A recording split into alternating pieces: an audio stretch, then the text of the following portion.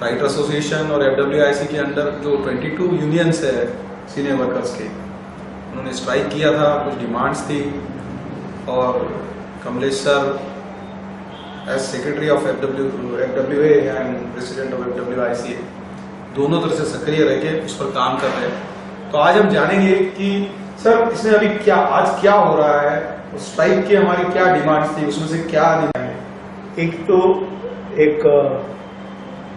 जो फेडरेशन है वो करीब पिछले 60 साल से काम कर रही है, जिसके अंडर 22 यूनियनें हैं। हाँ। 22 जो अलग अलग हैं, क्राफ्ट, स्पॉट बॉय से लेके lightman, setting worker, sound recordist, editor, cameraman, dance director, dancers, director, writers, ये सारी जो 22 क्राफ्ट हैं ये सब उनके अंदर आती हैं। और उन 22 क्राफ्ट की तरफ से फेडरेशन जो है वो हर 5 साल में एक MOU साइन करता है, IMPA के साथ, गिल्ड के साथ और IFTPC के साथ। ये जो एसोसिएशन है ये है जो फिल्म और टीवी के प्रोड्यूसर हैं उनकी एसोसिएशन है। क्योंकि हम लोग पंचायत हैं, हम लोग हैं ट्रेड यूनियन एक तरह से, फेडरेशन भी और फिल्म राइटर एसोसिएशन भी, और उनकी जो एसोसिएशन है IMPA, गिल्ड और IFTPC वो भी एक तरह से वो ट्रेड यूनियन ही है। और ये वो पंचायत है, हम भी पंचायत हैं, और पंचायत आपस में बैठ के फैसला करती है कि अगले 5 साल तक हम किन शर्तों पे काम करेंगे, क्या टर्म्स कंडीशंस होंगी, किसको कितना पैसा मिलेगा, कब मिलेगा, वर्किंग आवर्स क्या होंगे, शिफ्टिंग की टाइम क्या होगी, बॉम्बे से बाहर शूट करेंगे तो क्या होगा, बॉम्बे के अंदर क्या होगा, आपस में कोई डिस्प्यूट होगा, कोई अगर मसला हो उसको कैसे सुलझाएंगे ताकि किसी को अदालत में न जाना पड़े। अदालत महंगी जगह है, वकील खर्चा, बाकी सब खर्चे, तो वो अवॉइड करने के लिए कि सारे मसले क्रॉस द टेबल हल हो जाएं आपस में, बिना ज़्यादा एक खर्चा किए, बिना कोर्ट में गए, इसलिए ये MOU साइन होता है और साइन होता आया है। अब पिछला जो MOU था वो 28 फरवरी 2015 को खत्म हो गया। उसके पहले हमने काम करना शुरू कर दिया था नए MOU पे, ड्राफ्ट में, और हम बराबर उनको फोन पे या मेल जो बताते रहे थे सबको, सारे एसोसिएशन को, IMPA को, गिल्ड को, IFTPC को, कि भाई हम MOU पे, नए MOU पे ड्राफ्ट पे काम कर रहे हैं और हम आपको फॉरेन ड्राफ्ट भेजने वाले हैं। और हमने फरवरी में ही शायद उनको ड्राफ्ट भेज दिया था कि भाई आप बताओ, अपना फीडबैक दो कि आपको क्या मंजूर है, क्या मंजूर नहीं है, हम बात तो करें बैठ के क्रॉस द टेबल कि आपको क्या, हम ये हमारी ओर से, ये हमारे विश लिस्ट है, ये हमारी डिमांड्स हैं, हम ये चाहते हैं, आप बताइए आप क्या चाहते हैं, क्या आपको स्वीकार है, क्या आपको नहीं है तो क्यों नहीं स्वीकार है, वगैरह वगैरह। हमारी ओर से अगर कोई चीज़ है तो हम आपको बताएं, हमारी कहाँ कमजोरी है वो हम आपको बताएं, आपकी कहाँ पे वो हम समझें। ड्राफ्ट हमने फरवरी एंड में या मार्च के फर्स्ट वीक में भेज दिया था तीनों को। 3 महीने तक IMPA, गिल्ड और IFTPC की ओर से एक्नॉलेजमेंट तक नहीं आया कि उन्हें MOU मिला है कि नहीं मिला है, नया MOU। हम रिमाइंडर भेजते रहे, चिट्ठियां भेजते रहे, फोन करते रहे, कोई रिस्पॉन्स ही नहीं। और उन्होंने एक चीज को इशू बना लिया कि उन्हीं के एक मेंबर ने, एक डायरेक्टर प्रोड्यूसर ने कंपटीशन कमीशन ऑफ इंडिया में शिकायत कर दी थी, CCI में, कि भाई जो ट्रेड यूनियनें हैं, मतलब हमारी 22 क्राफ्ट और फेडरेशन है, ये एक गैर कानूनी काम कर रही हैं, जैसे कि मेंबर टू मेंबर वर्किंग। कि हमारी एक शर्त ये होती थी है MOU में कि मेंबर टू मेंबर वर्किंग होती थी, कि भाई हमारे मेंबर उनके मेंबर के साथ काम करेंगे। वो इसलिए होती थी, उसकी वजह है क्योंकि 2010 के पहले कुछ तो राजनीतिक पार्टियां थी, उन्होंने भी अपनी एसोसिएशन बना ली थी। उनके पास कोई स्किल नहीं था, मगर दे हैड मसल पावर, और वो लोग जाके जो फिल्म या टीवी के प्रोड्यूसर हैं उनको मजबूर करते थे कि हमारे मेंबर को अपने शूटिंग में लो, उनसे काम कराओ। स्किल उनके पास थे नहीं, स्किल सिर्फ हमारे लोगों के पास थे, हमारे जो मेंबर थे उनके पास स्किल थे, योग्यता थी। तो इससे घबरा के फिल्म और टीवी के प्रोड्यूसरों ने ये एमओयू का आइडिया सोचा कि चलो हम सिर्फ आपके मेंबरों के साथ काम करेंगे। ये पहले था और हमारी ओर से भी था कि हाँ भाई हम भी सिर्फ आपके मेंबरों के साथ काम करेंगे, कोई जो आपका मेंबर नहीं है, कोई प्रोड्यूसर, उसके साथ हम काम नहीं करेंगे। शिकायत गई सीसीआई में कि भाई ये तो नाइंसाफी है, जो नॉन मेंबर है उसके साथ नाइंसाफी है, क्योंकि जो कंपटीशन कमीशन है वो ये देखता है कि कोई मोनोपोली तो नहीं हो रही है। जो पहले एमआरटीपी था, मोनोपोली रेस्ट्रिक्टिव ट्रेड प्रैक्टिसेस, उसी का नाम बदल के अब सीसीआई हो गया है, कंपटीशन कमीशन ऑफ इंडिया। और वही देखते हैं कि कहीं कोई किसी के साथ नाइंसाफी तो नहीं हो रही है कंपटीशन के नाम पे, प्रतियोगिता के नाम पे। अब कंपटीशन कमीशन ने सबको चिट्ठी भेज दी कि भाई आप बताओ अपने बारे में डिटेल की, आप कौन हो, क्या करते हो, कैसे मेंबर बनाते हो वगैरह, कैसे काम करते हो। उनके पास भी गई थी चिट्ठी, हमारे पास भी, हमने सारे रिकॉर्ड भेज दिए उनको। हर एसोसिएशन ने अपनी सारी जानकारी उनको भेज दी सीसीआई। और अब वो उसको बहाना बना के कि भाई जब तक ये सीसीआई फैसला नहीं करती तब तक हम कैसे एमओयू साइन कर सकते हैं। हालांकि सीसीआई ने कहीं ये नहीं लिखा कि आप एमओयू साइन नहीं कर सकते। वो सिर्फ मामले को इन्वेस्टिगेट कर रहे थे, अभी भी कर रहे हैं। वो सिर्फ जानकारी इकट्ठा कर रहे थे, जांच कर रहे थे कि सच में क्या कहीं कोई नियम, कंपटीशन कमीशन का नियम तोड़ा जा रहा है कि नहीं तोड़ा जा रहा है। तो जब, और हमारे मेंबर जो है हमारे पीछे पड़ते भाई क्या हो रहा है, 3 महीने हो गए, 4 महीने हो गए, कोई फैसला नहीं हो रहा है, एमओयू नहीं हो रहा है। क्योंकि एमओयू ना हो तो जो हम कहते हैं ज्वाइंट डिस्प्यूट सेटलमेंट कमेटी, जो आपस के डिस्प्यूट का फैसला करती है मसलों का, वो नॉन एक्टिव हो जाती है, उसका कोई वो एक्टिव नहीं रहती। तो जो डिस्प्यूट थे इकट्ठा होते जा रहे थे, उनका फैसला नहीं हो पा रहा था। किसी का पैसा 6 महीने से रुका हुआ है, किसी का साल भर से रुका हुआ है, किसी का 2-2 साल से रुका हुआ है। जो डेली वेजेस वाले हैं, जिनको रोज पैसा मिलना चाहिए, उनको 6-6 महीने बाद मिलता था, बाद भी नहीं मिलता था। तो शिकायतें आ रही थी सब तरफ से, हमें पैसा नहीं मिला, हमें कन्वेंस नहीं मिला, जो रोज मिलना चाहिए वो नहीं मिला, महीनों निकल जाते थे नहीं मिला। नाइंसाफी हो रही है। 12 घंटे मान लीजिए शूटिंग करने की लिमिट दी गई थी, 12 घंटे की जगह 16 घंटे शूटिंग हो रही है, 14 घंटे शूटिंग हो रही है, नियम तोड़े जा रहे हैं। तो एक बेचैनी थी हमारे मेंबर्स में, ये क्यों हो रहा है। फाइनली जब सारे रास्ते बंद हो गए और उनकी ओर से कोई रिस्पांस नहीं आ रहा था, तो हमारे पास तो एक ही हथियार है, नॉन कोऑपरेशन, जो महात्मा गांधी हमें दे गए हैं, और तो कुछ है नहीं। और वो हर ट्रेड यूनियन का अधिकार है नॉन कोऑपरेशन, कि वो काम करने से रोक सकती है अपने आप, कि हम काम नहीं करेंगे, हम भूखों मरेंगे मगर काम नहीं करेंगे, जाओ। तो हमने उनको लीगल नोटिस भेज दी, जो हमारी तरफ से जरूरत थी कि भाई 14 डेज की लीगल नोटिस है कि अगर आप फलां डेट तक फैसला नहीं करते एमओयू के बारे में, क्योंकि सीसीआई ने कहीं मना नहीं किया कि आप एमओयू साइन नहीं कर सकते, क्योंकि सीसीआई इन्वेस्टिगेट कर रही थी। और जो उनका मसला था मेंबर टू मेंबर का, उसके बारे में हम बाद में बात कर सकते थे। उसके बाद जो भी फैसला होता हम स्वीकार करते सीसीआई का। हमें तो कभी नहीं कहा कि हमें वो फैसले से इनकार है। सीसीआई का सारा फैसला हमें स्वीकार होता, जो भी होता। हालांकि अभी भी कोई फैसला हुआ नहीं है, अभी इन्वेस्टिगेशन चल रहा है। नहीं, उन्होंने कहा कि भाई उनके वकीलों ने बोला कि आप नहीं साइन कर सकते एमओयू। हमें लीगल नोटिस भेज दी स्ट्राइक की कि 6 मई से हम स्ट्राइक पे जा रहे हैं। 5 मई की रात को उन्होंने बुलाया हमें इमरजेंसी मीटिंग में। फाइनली 5 मई को उन्हें फुर्सत मिली हमें बुलाकर बिठाने की और बात करने की। वहां उन्होंने हमारी एक छोटी सी मांग मान ली कि जो हाइक है 13% वेजेस हाइक, जो डेली वेजेस वाले हैं, वो हाइक उन्होंने एक्सेप्ट की। मगर बाकी जो चीजें डिमांड थी, मतलब कि हम बात करते हैं, मीटिंग करते हैं, हम लोग बैठते हैं, फिर शुरू करते हैं। हमने कहा चलो ठीक है, इतना तो मान गए कि चलो हम मीटिंग करना शुरू करेंगे।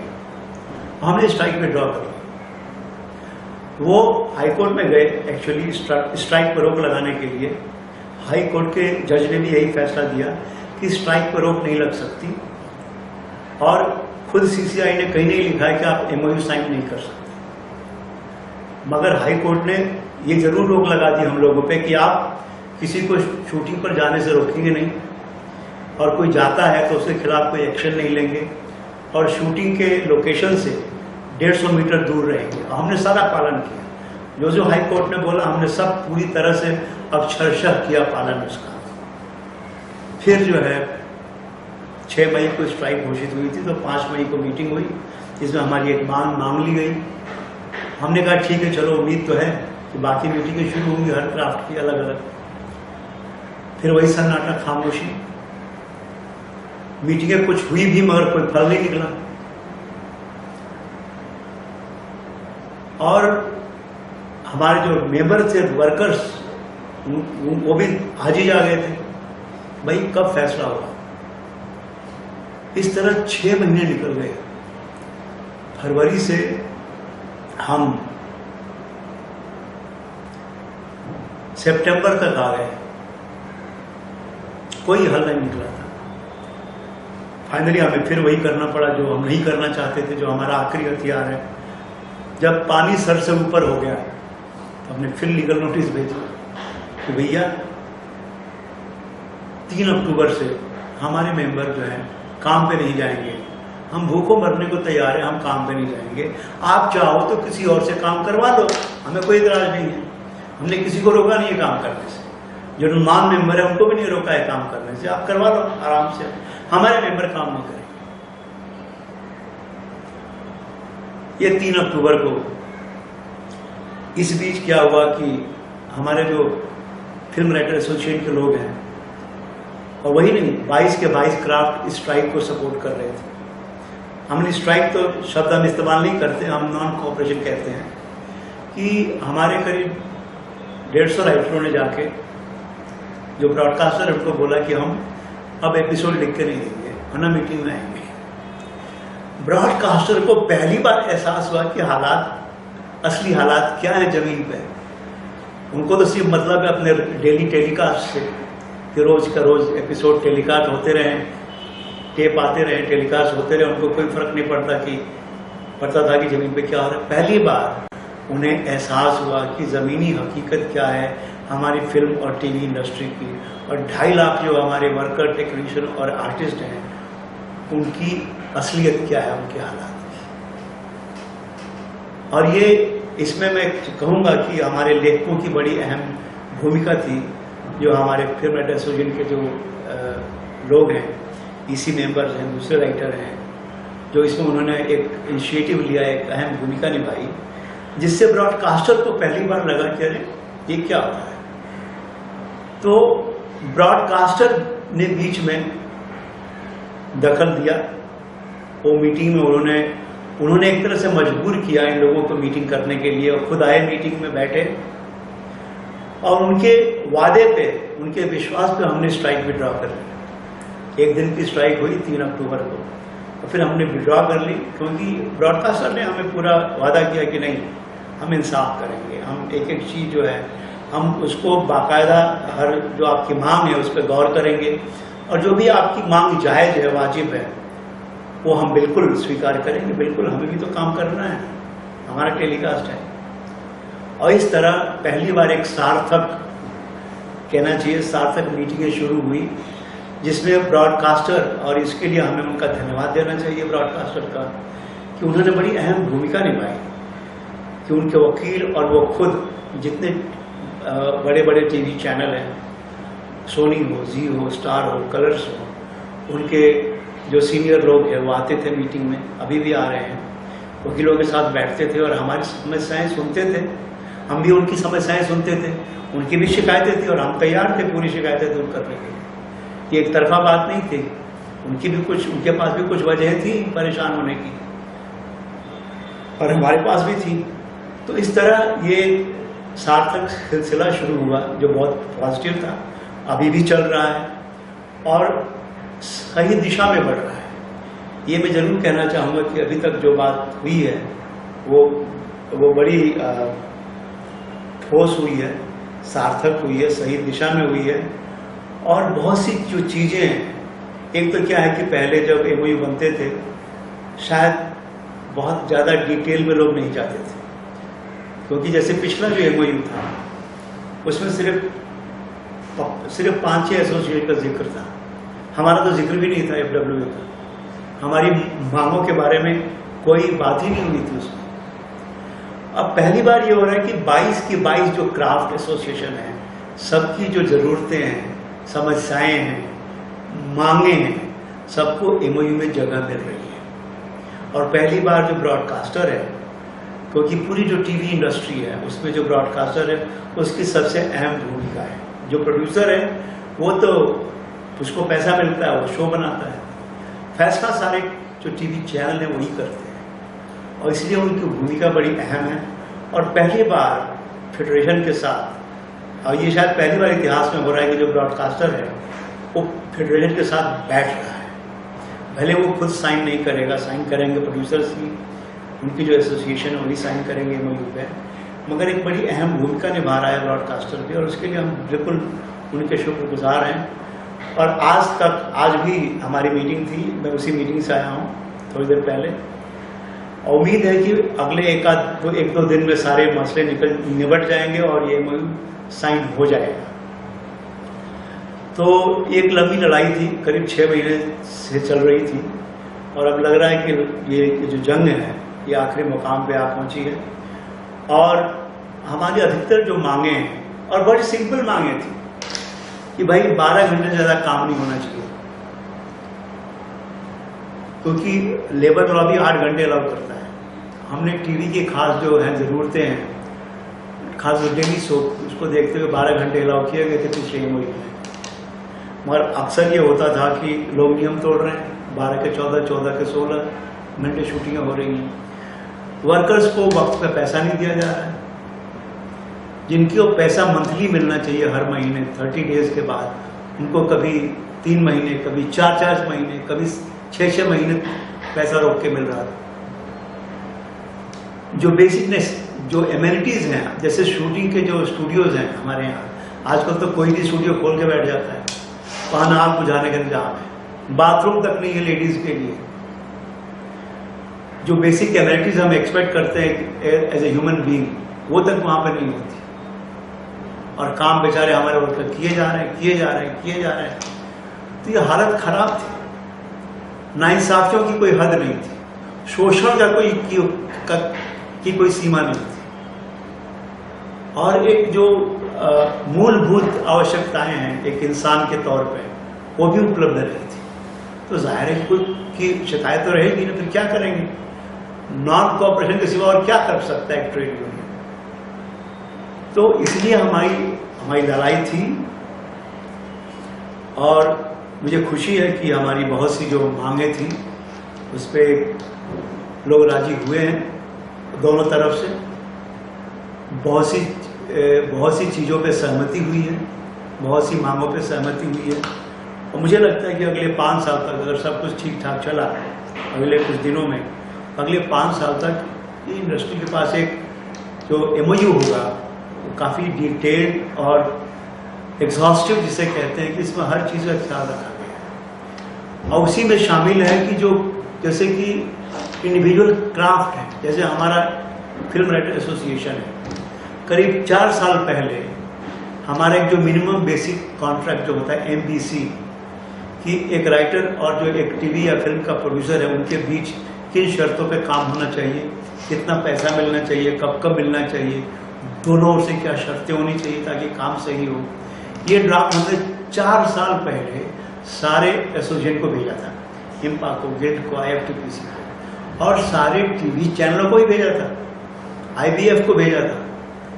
उन्होंने एक एक्नॉलेजमेंट तक भी नहीं भेजा कि हमें आपका MBC मिला है। आज जब हम बात करते हैं कि सर हमने 4 साल पहले भेजा था, तो उसके बाद हमने 50 रिमाइंडर भेजे थे, अटैचमेंट कर करके भेजा था, अच्छा हमने तो देखा ही नहीं, अब ये किसकी गलती है? ये जो इंडिफरेंस है कि हमारा कोई वजूद ही नहीं। तो हम जब कहते हैं कि ठीक है भाई हम काम नहीं करेंगे, हम घर बैठेंगे, भूखे मरेंगे, हम काम नहीं करेंगे, तो हम कौन सा कहते हैं गलत कर रहे हैं? क्योंकि आपको इतने की फुर्सत नहीं है कि 4 साल तक हमारे एमबीसी ड्राफ्ट को खोल के पढ़ें कि लिखा क्या उसमें, हमारी ज़रूरतें क्या है एक लेखक की, एक एक्टर की, एक डायरेक्टर की, एक एडिटर की, एक म्यूजिक कंपोजर की, एक डीओपी की, कैमरामैन की, उनकी डिमांड क्या है? नहीं, आपको फुर्सत नहीं है, आप बिजी हैं अपने में।